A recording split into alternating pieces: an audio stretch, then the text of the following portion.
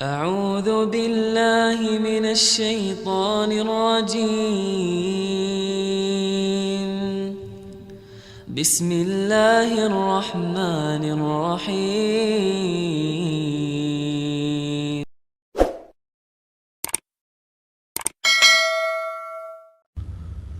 Kenapa negara-negara Islam selalu diperangi dan kenapa yang disalahkan selalu Salafi Wahabi? Mohon penjelasannya. Jadi teman-teman sekalian, Allah Subhanahu wa taala sudah mengatakan dalam Al-Qur'an Al-Baqarah 120. A'udzubillahi minasyaitonirrajim wa lan tarda ankal yahudu walan nasara hatta tattabi' millatahum. Hai Muhammad, kau dan pengikutmu tidak akan pernah diridhoi oleh Yahudi dan Nasrani sampai kalian mengikuti ajaran-ajaran mereka. Gitu. Gak bisa. Anda Muslim pasti akan, ini benar. Antara kebenaran dengan kebatilan akan terus bersaing. Gak mungkin antum ditinggal diam. Makanya kita bergerak kiat, gitu kan? Bergerak menyampaikan agama kita. Sesuatu yang bergerak itu susah untuk diserang sebenarnya. Tapi sesuatu yang vakum mudah untuk diserang. Antum kalau lagi mau berburu, kalau hewannya bergerak terus susah kan dibidik. Tapi kalau dia diam di tempat mudah untuk dibidik. Begitu sekarang muslimin vakum, nggak belajar agama, nggak terapin agamanya. Ya pastilah jadi sasaran, gitu kan? Bahkan kata Nabi SAW nanti akan datang di akhir zaman nanti, kayaknya sudah masuk waktu kita. Kalian akan dikerumuni oleh umat-umat sebagaimana serangga kecil, ya, belatung atau apa, ya, ulat itu memanggil teman-temannya. Makna yang lain adalah seperti orang yang memanggil teman-temannya untuk ngeroyokin satu nampan makanan. Lalu maksudnya diperbutkan, ya, diambil, dibunuh, dirampas, dijajah semaunya mereka. Kata para sahabat itu sedikit komunitasnya cuma di Madinah. Ya Rasulullah, apa jumlah kami sedikit waktu itu? Kenapa mereka bertanya ini? Karena mereka waktu itu jumlahnya sedikit tapi orang-orang kafir banyak takut semua, gitu kan? Karena takut dengan kaum muslimin. Lalu kata Nabi SAW, tidak, kalian banyak sekali, tapi kalian seperti buih di lautan. Tidak ada sama sekali masalah. Lalu kata Nabi SAW, dan pada saat itu penyebab utamanya adalah wahan. Kata para sahabat, ya Rasulullah, apa itu wahan? Wahan ini kekacauan, kacau, gitu kan? Kata para sahabat, apa itu wahan ya Rasulullah? Kata Nabi SAW, hubbud dunya wa karahiyatil maut. Kalian cinta sekali dengan dunia, pokoknya untuk dapatin dunia, mobil, rumah, haram pun gak ada masalah. Agama sudah nomor 30, gak ada masalah. Gitu kan. Maka ini kan, hubbud dunya, cinta dunia, wa karahiyatil maut, dan takut menghadapi kematian. Riwayat lain, riwayat Tirmidzi dan Abu Daud disebutkan wa karahiyatil jihad, dan kalian benci jihad, tidak mau berperang membela agama Allah. Jadi pada saat itulah kita memang mundur. Makanya teman-teman harus sadar, umat ini akan menyerang kita. Kalau masalah Salafi Wahabi ini istilah, ya Allah, ini fitnah teman-teman sekalian. Ini fitnah. Dari mana istilah Wahabi ini? Dari mana istilah Salafi ini? Ini fitnah. Sebagian teman-teman kita yang berpegang pada sunnah Nabi SAW sering mengatakan kita kembali kepada pemahaman salaf. Pemahaman salaf maksudnya sahabat. Salaf itu orang terdahulu. Dikatakan pesantren salafiyah, pesantren yang dulu, tradisional, gitu kan. Jadi itu pemahaman kembali kepada salaful ummah. Hanya itu. Begitu dikatakan kembali kepada salaf sahabat, oh ini kelompok salafi namanya. Nisbatkan. Dari mana ini penisbatan ini, gitu kan. Kemudian Wahabi. Apa Wahabi ini? Dari mana istilah ini? Ini keluar dari mulut orang-orang yang tidak bertanggung jawab. Kalau kita lihat cirinya orang Wahabi, yang dianggap Wahabi orangnya berjenggot, jalankan sunnah Nabi. Kalau sholat ke masjid, istrinya pakai tutup aurat. Di rumahnya jauh dari perbuatan dosa. Ini nih kelompok nih. Diolok-olok, Wahabila. Saya pernah dimasukkan dalam grup, gitu kan. Saya lihat semuanya disatuin. Teman-teman dari semua ormas ada, termasuk nama saya masuk di situ. Banyak, mungkin ada 80 atau 100 orang ustadz, kiai dan seterusnya. Baru saya masuk di situ saya sudah baca. Ini banyak ustaz-ustaz Wahabi dimain-mainin gitu, tulisannya pakai O. Wahabi lah ini. Ini Wahabi ini suka tolak salawat, suka tolak zikir, suka tolak doa. Saya berpikir kalau saya mau tanggapin, ini 80 orang, 100 orang di situ, kemudian akan habis waktu saya menyita di situ. Sudahlah, saya keluar, minta maaf, saya nggak ada urusannya di sini, saya keluar.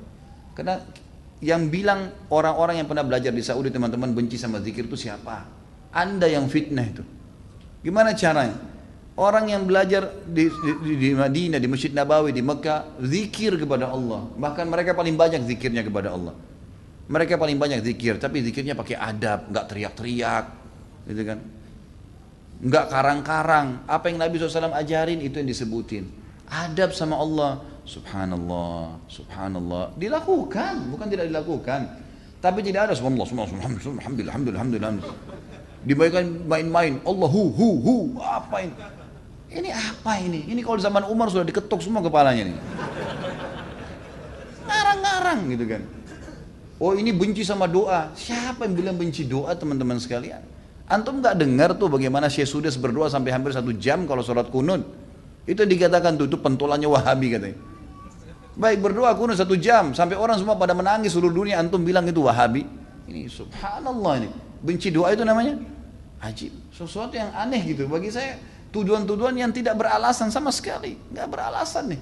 Yang penting dari Saudi Wahabi, gitu kan. Saya sampai waktu mau berangkat ke Saudi, awal saya mau belajar tahun 90, teman-teman ayah saya sempat titip pesan dari kota Makassar, Khalid, nanti kamu ke Saudi, ambil ilmunya tapi jangan jadi Wahabi. Baik, saya berangkat 6 bulan pertama teman-teman sekalian, semua guru yang masuk saya ketakutan lihat. Ini Wahabi nih.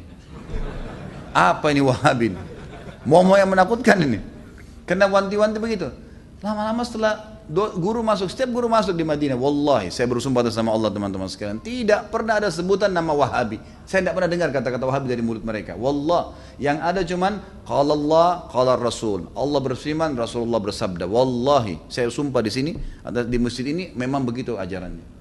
Begitu ajarannya, qala Allah, qala Rasul, qala Allah, qala Rasul, selalu. Atau diikuti dengan penjelasan Ibnu Abbas, sahabat, Ibnu Umar, sahabat. Nih pemahamannya mereka, ini pemahamannya sahabat tentang ayat ini, tentang hadis ini. Itu yang kita pelajarin. Dan kalau ada masalah fikih didatangkan 4 mazhab semua. Imam Syafi'i bilang begini, ini dalilnya. Imam Ahmad bilang begini, ini dalilnya. Imam Malik bilang begini, Abu Hanifah begini, dalilnya. Jelas, semuanya begitu. Setelah 6 bulan saya berpikir, kok saya harus ya takut dengan orang-orang seperti ini? Ilmu semua disampaikan, gitu kan? Ilmu semua. Dan bagaimana mempertemukan antara ambil ilmunya, jangan jadi Wahabi. Bagaimana memahami? Saya nggak nyambung gitu. Gimana caranya? Gitu. Teman-teman sekalian, saya kasih jawaban secara akal sehat.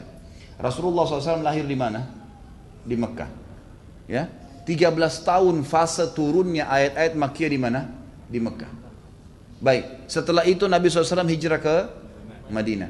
Berapa tahun Nabi di Madinah? 10 tahun. Sampai meninggal kan? Kuburannya ada di sana. Demi Allah, Mekah sama Madinah markas Islam. Ada orang mengatakan itu markas Wahabi, markas ini tempat nabimu lahir dan mati. Kok gimana sih? Lalu dikatakan itu ajarannya tidak benar, yang sesat. Padahal kalau kita duduk di majelisnya ulama, ini Rasulullah bersabda, ayat Al-Quran dalam surah ini, selalu itu. Silakan saya tantang siapapun teman-teman sekalian. Bukan tantang. Saya ajak anda kalau lagi umroh, yang mengatakan Wahabi, tolong anda datang ke Masjid Nabawi, Masjid Haram Mekah, duduk di majelisnya salah satu ulama situ. Coba dengarin apa yang mereka bilang. Coba jangan, atau mau bertanya silakan. Pasti mereka jawab, hukumnya qala Allah berfirman surah ini, Rasulullah bersabda begini. Itu isinya. Itulah yang mereka bilang Wahabi. Ini kemurnian agama teman-teman sekalian. Dan kalau anda tidak pertahankan kemudian agama, lalu siapa yang mau pertahankan? Ini aneh sekali gitu. Ini luar biasa, sebenarnya harus diluruskan. Mudah-mudahan Allah berikan hidayah ya. Banyak orang Islam yang tidak faham, ya, dia kukunya masih panjang, sholatnya masih Senin Kamis, ikut-ikutan Wahabi juga. Bukannya belajar, bukannya nanya, malah ikut-ikutan. Ini fitnah di tengah-tengah kaum muslimin. Kata Nabi SAW, Yahudi terpecah 71 golongan, Nasrani 72, umatku 73, semuanya di neraka. Masuk mampir neraka dulu, nanti masuk surga iya. Kecuali satu, nggak pakai lewat neraka masuk surga. Kata para sahabat sudah tanya, siapa itu ya Rasulullah? Apa kata Nabi? Yang berpegang pada sunnahku dan sahabatku. Nah ini yang selalu ditunjuk Salafi, Wahabi, ini yang selalu berkata Rasulullah bersahabat. Ini orang yang berpegang pada kemudian Islam. Teman-teman sekalian, berhenti dalam masalah istilah-istilah seperti ini. Ini bahaya, memperpecah umat dan macam-macam. Saya lihat beberapa di cuplikan YouTube saya, ada kata-kata di bawah. Oh ini pentulannya Wahabi nih. Ini mungkin ISIS nih. Nah ini mungkin ini nih. Ini mungkin ini nih. Padahal orang itu tidak kenal saya. Bagaimana pertanggungjawaban dia hari kiamat di depan Allah? Coba nuduh saya. Bisa ketemu sama saya minta maaf nggak? Kalau nggak ketemu, gimana coba? Saya bisa maafin, tapi dalam hukum Islam, kalau seseorang memfitnah saudaranya Muslim, menuduh sesuatu yang dia tidak punya ilmu, kan itu. Sudah dimaafin pun pada orang yang melakukan, orang-orang yang sedang difitnah, tetap hukum syar'i dia harus minta maaf. Kalau tidak, saya dapat pahala karena memaafkan, dia tetap dihukum sama Allah karena masih belum minta maaf. Variabelnya begitu kan, hukumnya begitu. Orang mencuri, Yang itu. Kemudian dia tidak kembalikan haknya orang, tetap dihukum, nggak bisa. Maka teman-teman berhenti dari fitnah ini. Kita ikut-ikutan. Ini dikatakan teroris, oh kita juga ikut-ikutan teroris semua. Ini garis keras, ini kita katakan garis keras. Belajar. Kita punya mata bisa melihat, telinga bisa mendengar, hati bisa berpikir, bisa merenungi. Dengar dong dulu, gitu kan? Apa yang disampaikan? Kalau disampaikan benar, terima. Kan itu. Teman-teman yang dituduh dengan istilah ini hanya betul-betul kembali kepada kemudian Al-Quran dan Sunnah. Itu. Coba hadiri pengajiannya pasti selalu kalau Allah, kalau Rasul. Kalau Allah, kalau Rasul. Ini ajaran Islam teman-teman. Gak pernah ada perkataan kata kiai saya, kata guru saya, kata gini, kata gitu. Gak pernah. Anda boleh ikuti ceramah saya. Kalau saya pernah katakan ini kata si fulan, ini sudah jauh. Kalau Allah, kalau Rasul. Ada tanggapan ulama yang merincikan mungkin atau menyampaikan. Itu mungkin. Ini Allahu alam. Mudah-mudahan Allah perbaikin keadaan. Alhamdulillahi Rabbil Alamin. Segala puji bagi Allah, Tuhan seluruh alam.